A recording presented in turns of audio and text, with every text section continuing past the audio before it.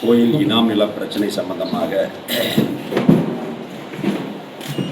கரூர் மாவட்டத்தில் குறிப்பாக வெண்ணெய்மலை பகுதியில் கடந்த ஒரு வருடங்களாக பல்வேறு பிரச்சனைகள் நடந்து கொண்டிருக்கிறது.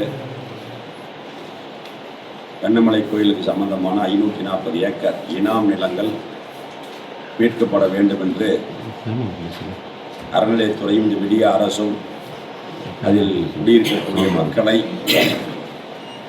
காலி செய்ய வேண்டும் அல்லது வாடகைதாரர்களாக இருக்க வேண்டும் என்று சொல்லி அவர்களை காலி செய்ய வைத்துக் கொண்டிருக்கிறார்கள். ஆனால்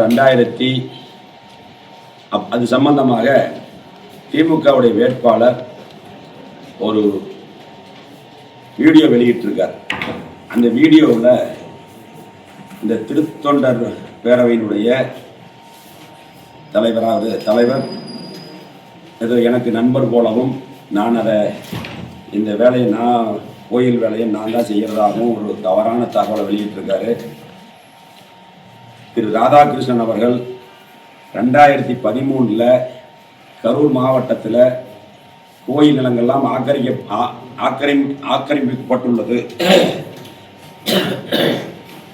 ஆக்கிரமிக்கப்பட்டுள்ளது என்று சொல்லி தலைமை நீதிபதிக்கு ஒரு கடிதம் எழுதுகிறார்.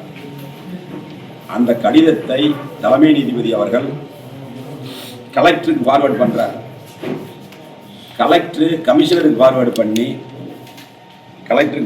கரூர்ல 64 கோயில்கள் இருக்குதுன்னு சொல்லி 24/4/2015 கலெக்டர் ஆஃபீஸில் மீட்டிங் போட்டு சம்பந்தப்பட்ட துறை அதிகாரிகள் எல்லாம் வரவழைச்சு 64 கோயில் இருக்குது, அந்த கோயிலுக்கு உண்டான இடம் எவ்வளவு இருக்குதுங்கிறதெல்லாம் கணக்கெடுத்து சொல்லி ஒரு மீட்டிங் நடக்குது. அதுக்கப்புறம் அந்த கணக்கெடுத்ததுக்கப்புறம் 4/9/2015 கலெக்டர் ஆஃபீஸில் மீட்டிங் போடுறாங்க. மீட்டிங் போட்டு கலெக்டர், ராதாகிருஷ்ணன், கமிஷனர், அந்த துறை அதிகாரிகள் எல்லாம் மீட்டிங் போட்டு அந்த நிலங்கள் மீது வழக்கு போடுறது சம்பந்தமாக மீட்டிங் போடுறாங்க. அந்த கட்டிங் தான் இது. இந்த கட்டிங்கில்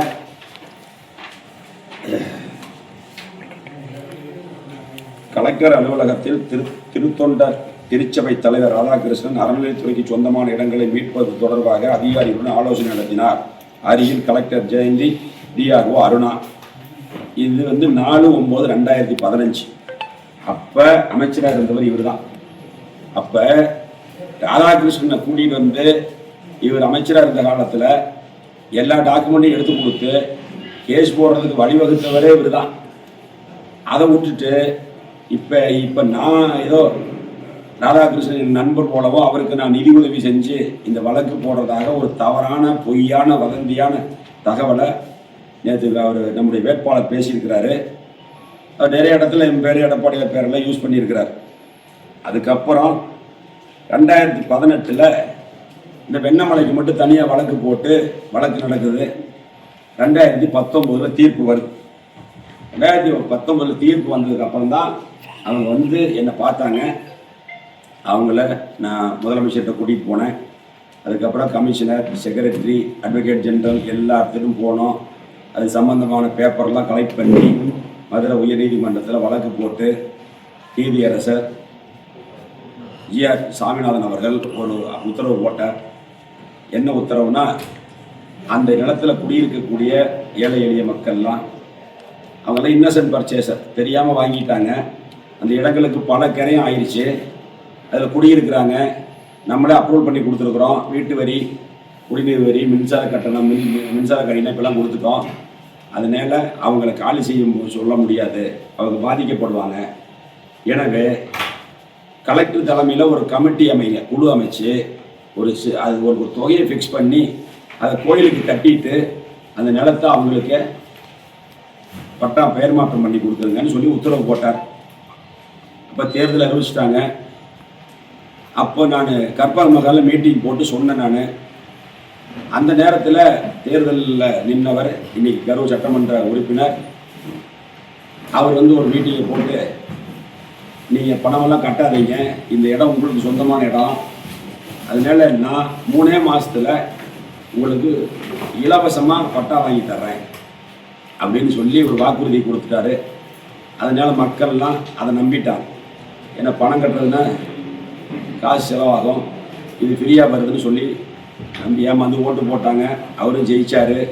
3 மாதத்தில் பட்டா மாற்றி கொடுக்கலின்னா கழுத்தில் துண்டை போட்டு இழுத்து பிடிச்சி கேளுங்கன்னார். அது சொன்னதும் வெண்ணமலை முருகன் கோயில் சொந்தமான நிலத்தில் நின்று தான் சொன்னார். அதுக்கப்புறம் 5 வருஷம் போயிடுச்சு. 1.25 வருஷம் ஜெயிலில் இருந்தார். மீதி வருஷமெல்லாம் அதை பற்றி நினைக்கல. தினந்தோறும் மக்கள் துன்பப்படும் பொழுதெல்லாம் ஓட்டு போட்ட மக்களுக்கு நன்றி, அவங்களுக்கு ஒரு ஆறுதல் சொல்ல கூட வரல. எலெக்ஷனில் ஜெயிச்சு நன்றி சொல்ல வரல, அது வேற. ஆனால் பாதிக்கப்பட்ட மக்களுக்கு ஆளுங்கட்சியினுடைய அதிகாரத்தில் இருக்கக்கூடியவர், அமைச்சராக இருக்கக்கூடியவர், அதுக்கு அந்த மக்கள் பாதிக்காத வகையில் நடவடிக்கை எடுக்கணும், அவங்ககிட்ட போய் சொல்லணும், அதை அவங்களுக்கு ஆறுதல் சொல்லணும். அதையெல்லாம் எதுவும் செய்யல. கடைசி வரைக்கும் அந்த போகவே இல்லை. நான் போயிருந்தேன், அப்போ அதை அரெஸ்ட் பண்ணாங்க. ஆனால் அந்த 2019 நடந்த மேட்டரவே மறைச்சிட்டு ஏதோ அதிகாரிகள் தவறான தகவலை கொடுத்ததாகவும் அது அதிமுக தான் காரணம், அப்போ அமைச்சராக இருந்தவர் தான் காரணம் அப்படிங்கிற மாதிரி சொல்கிறார். ஒரு டிஆர்ஓ தவறான தகவலெல்லாம் கொடுக்க முடியாது. கேட்டகரி வைஸ் பிரித்து கொடுத்தார், அவ்வளோதான். கோயில் பேரில் இருக்கிறது என்ன, அந்த கோயில் பேரில் இருக்கிற இடத்துல வீடு கட்டி இருக்கிறது எவ்வளவு, இனாம் ஒழிப்பு சட்டத்தில் பட்டா மாற்றி கொடுத்த இடம் எவ்வளவு, கோயில் பேர் இருக்கிற இடத்தவே அதிகாரிகளை சரி பண்ணி பட்டா மாற்றின இடம் எவ்வளவு, இதுதான் கேட்டகரி வைஸ். இதில் எந்த தப்பும் கிடையாது. சரி, அப்படி தப்பாக இருந்தால் 5 வருஷம் ஆட்சியில் இருக்கும் பொழுது அந்த தப்பை திருத்தியிருக்கலாம், தவறு செய்த அதிகாரி மீது நடவடிக்கை எடுத்திருக்கலாம். அதையெல்லாம் விட்டுட்டு இவங்க என்ன சொல்கிறாங்க, அந்த ஜியோ போட்டது, அந்த ஜட்ஜ்மெண்ட் வந்துருச்சு. ஆனால் செக்ரட்டரி ஒரு ஜியோ போட்டிருக்காரு. அது என்ன போட்டிருக்காருன்னா, கோயில் நிலங்களை தனியாருக்கு கொடுக்கறத பரிசீலனை பண்ணணும்னு சொல்லி போட்டிருக்காங்க. அது அரசாங்கம் போட்டது. அந்த அரசாங்கம் அந்த ஜியோவை வித்ரா பண்ணிட்டு பட்டா போட்டு கொடுத்துருக்கலாம். அவங்களுக்கு அதெல்லாம் கணக்கு கிடையாது. முதலமைச்சரும் அது துறை சார்ந்த அமைச்சரும் கோயில் நிலங்களை மீட்டோம் அப்படின்னு சொல்லி பெருமை பேசிக்கிட்டு இருக்காங்க.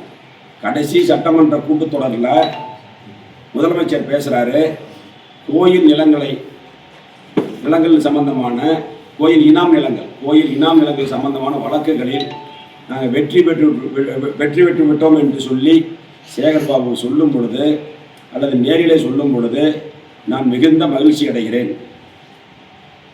இவ்வளவு சொத்துக்களை மீட்டதுனால நான் சந்தோஷப்படுறேன். அந்த துறைக்கு சரியான அமைச்சரை தான் நான் நியமிச்சிருக்கிறோம்னு சொல்லி எனக்கு ரொம்ப சந்தோஷமாக இருக்குதுன்னு சொல்கிறாரு. அது உங்களுக்கு எல்லாத்துக்கும் தெரியும். நான் கொடுத்த நேற்று அந்த புக்லெட்டில் பின்பக்கம் இருக்கிற QR கோடை ஸ்கேன் பண்ணிங்கன்னா அது வரும். ஆனால் உதயநிதி கோயில் இனாம் நில சம்பந்தமான பிரச்சனைக்கு நாங்கள் தீர்வு காணுவோங்கிறார். ஆனால் முதலமைச்சருடைய சகோதரி தேர்தல் பரப்புரையில் கோயில் இனாம் நிலங்களை மீட்போங்கிறார். கரூர் மந்திரி நாங்கள் மறுபடியும் மீண்டு ஆட்சிக்கு வந்தால், முன்னாள் மந்திரி மீண்டு ஆட்சிக்கு வந்தால் கோயில் நிலத்தை மீட்டு தருவோம், இனாம் நிலத்தை மீட்டு தருவோங்கிறார். இது யார் சொல்கிறத மக்கள் நம்புறதுன்னு தெரியல. வளையம் 10 மணி இவங்க ரெண்டு பேரும் என்னை ஃபோட்டோ எடுத்து ஃபாலோ பண்ணுறாங்க. இந்த இடத்துல நாங்கள் பிடிச்சி செல்லை வாங்கிட்டோம். அவங்க ரொம்ப டெக்னிக்கலான ஆளுங்க, செல்லில் இருக்கிறது எல்லாத்தையும் அரெஸ்ட் பண்ணிட்டாங்க. அவங்க யாருன்னு விசாரித்தோம்.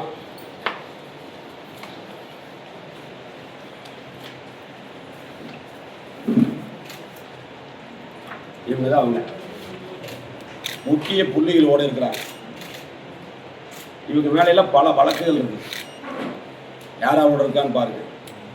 இவங்க தான் அவங்க. இந்த போட்டோவில் இருக்கிறவரும் இதை எதுக்கு ஃபாலோ பண்ணாங்கன்னா, அந்த தேர்தலை நான் ஜெயிக்கிற மாதிரி இருந்தால் என் உயிருக்கு ஆபத்து. அதுக்காக இங்கேயே 1 வாரம் 15 நாள் தங்கியிருந்தாங்க. ஹோட்டல்லாம் எடுத்துட்டோம்.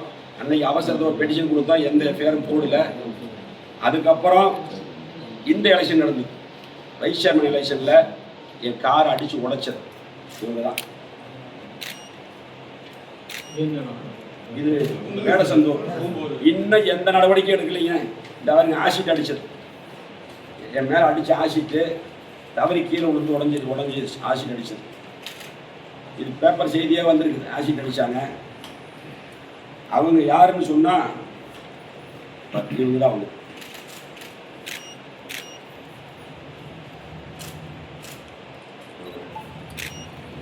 இவங்க தான் அவங்க. இன்னொரு ஃபோட்டோ இருக்குப்பா, இன்னும் எல்லாரும் கூட இருக்கிற ஃபோட்டோ இருக்குமே, ஸ்டாலின் கூட இருக்கிற ஃபோட்டோவில் இருக்குமே, காணாது.